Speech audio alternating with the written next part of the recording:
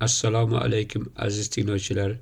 Bugungi hikoya qiz farzandning qadrini bilgan, oilasida mehr-oqibatni ustuvor qilgan bir dono otaning ibratli voqeasidir. Bu nafaqat oilaviy tarbiya, balki musulmonchilikdagi muhim qadriyat, qizni aziz bilish va kuyovini hurmat qilish haqida hikoya bo'ladi. Bir vaqtlar davlatmand va juda dindor bir odam bo'lgan ekan. U ilmli, dinga muhabbat qo'ygan, farzand tarbiyasida islomiy qadriyatlarni ustuvor bilgan inson ekan.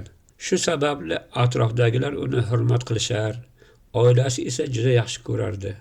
Uning 2 o'g'li va bir qizi bor edi. Qizini bir musulmon, odobli va dindor yigitga turmushga beribdi. Kuyov ham ajoyib xulqli bo'lgani uchun qaynota uni juda yaxshi ko'rar edi.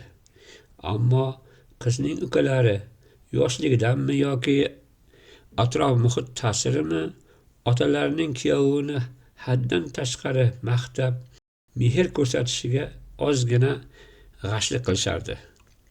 Bir kuni o'g'illardan biri onasiga shikoyat qildi. Onajon, otam doim kuyovim deydi. Har gal uyga kelganda eng mazali ovqatlar pishiriladi, tinimsiz maqtaladi. Shunchalik yaxshi bo'lsa, nimasi bilan yaxshi?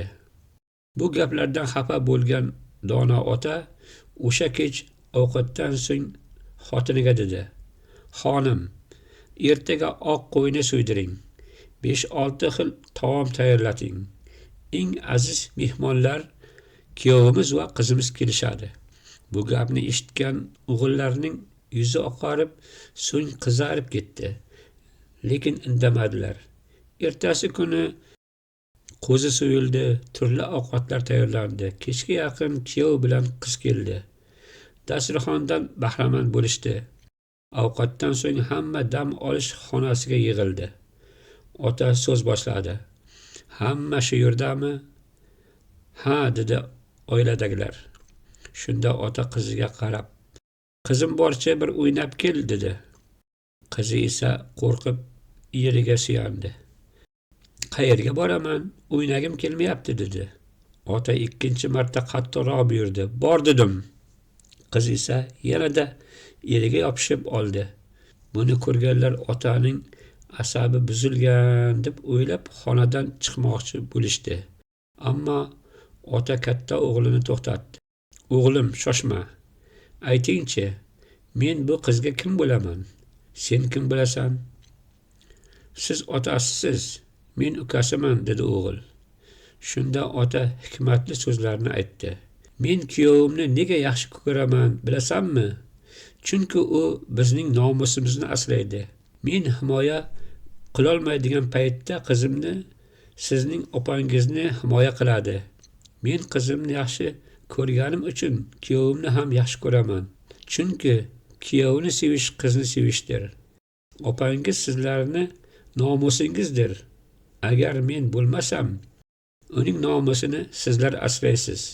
Shuning uchun kuyovga hurmat qilish iymonning bir bo'lagidir. Qarindoshlik rishtalarini uzish esa do'zax yo'lidir. Mehr ko'rsatinglar. Mehr ko'rsatganlar esa jannat yuzini ko'radilar." Bu so'zlardan uyalgan 2 o'g'il otalarining qo'lini o'pib kechirim so'radi. "Ota, biz hazillashgan edik. Siz aytgandek nozik ma'noni tushunmas ekanmiz. Endi bilib oldik. O'gitlaringizni doimo eslaymiz. Bizni kechiring." Aziz tinglovchi, bu hikoya juda bir haqiqatni eslatadi. Qiz farzand oilaning nomusi, uni nur qiluvchi mehr manbai. Qizini qadrlagan ota jannatga yaqinlashadi. Qizning baxti uchun qayg'urgan kuyovni aziz tutgan oila esa Allohning roziligiga erishadi. Ota nasihatida hikmat har bir musulmon uchun ibratdir. Hikoyamiz yoqqan bo'lsa kanalga obuna bo'ling, like bosing, izoh qoldiring. Xayr, sog', omon bo'ling.